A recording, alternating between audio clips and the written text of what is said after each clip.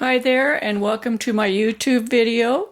In this video I'm going to demonstrate how to block a lace swatch. You can use this same technique for blocking larger lace items as well. This is what we start with.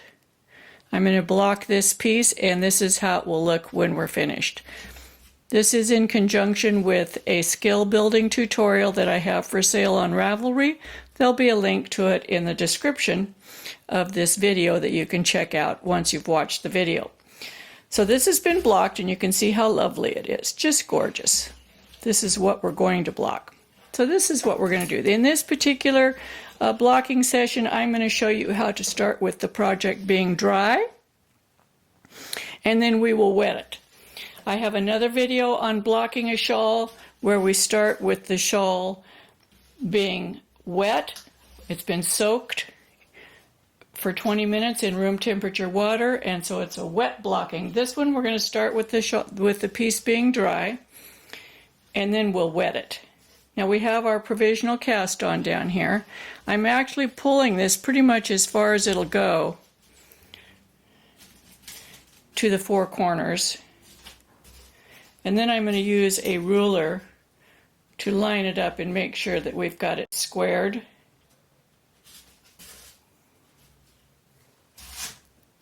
So we've got from here to here 7 3/4.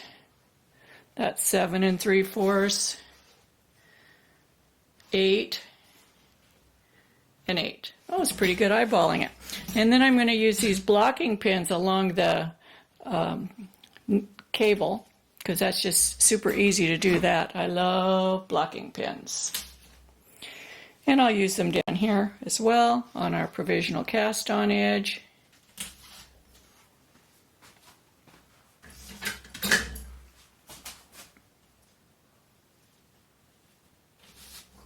And then I'm going to use rust-proof quilting pins. I'll put a link to all these supplies in the description of this video. But we're going to now pull the side out. And we're going to put the ruler here because we want it to be a straight line. And I start with the center and pull it out to the ruler and pin it. Now if you just start here and work your way down here, you'll probably end up with a lot of extra fabric down here. You have to start in the center and then you go to the center of each one of those sections. So we're going to go here. We're lining it up to the ruler. And then the center of that section.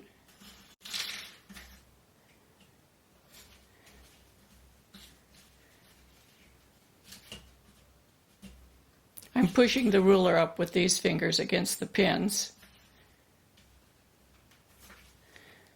And so on and so forth. I'll do this whole side, and I won't put you through watching the other side, but we'll see the end result once I finish it. And then we come down here, we're going to pull the center out again.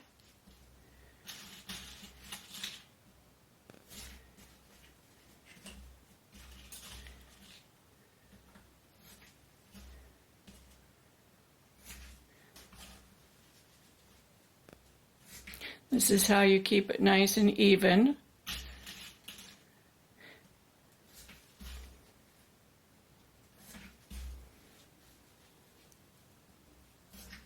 If you have any scalloping, you're going to have to use some extra pins. So you can see it scalloping a little bit here, so we need an extra pin. Here's some scalloping. So this takes a lot of pins. I buy these boxes. You can get them by the 500s. I'll put the link down in the description because they're super handy. I use them a lot. So you can see we've got that edge pretty good. I'm going to do the same thing over here with this edge, and I'll meet you back here in just a second.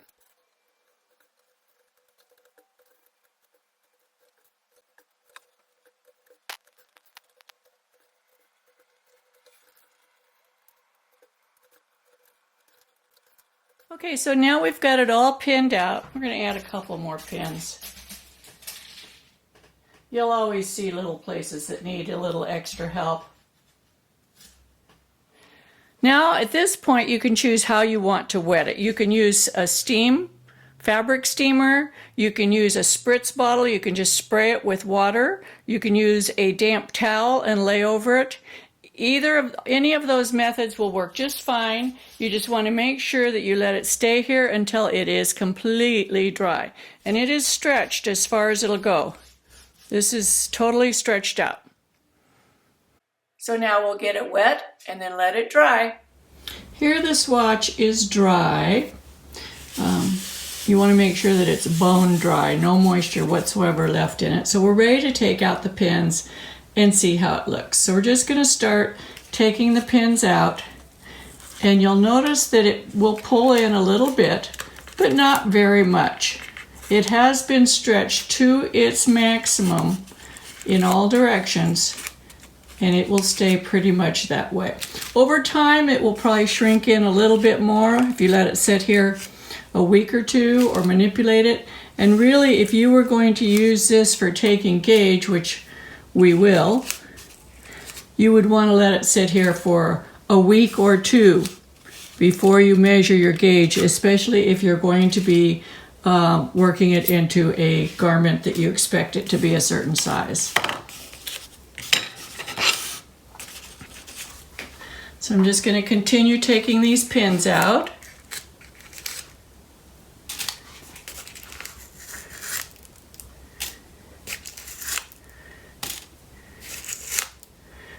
Quite a difference in how it looks.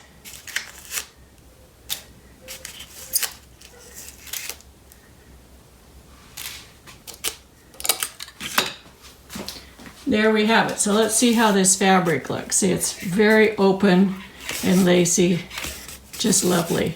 This is the new fabric. So if you remember what this looked like before, I actually knitted a second one so that we could show before and afters. This is what the swatch looked like when we started. And this fabric, it has very little drape.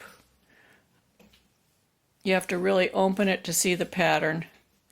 And this is generally how lace is, and you just can't see it until you block it.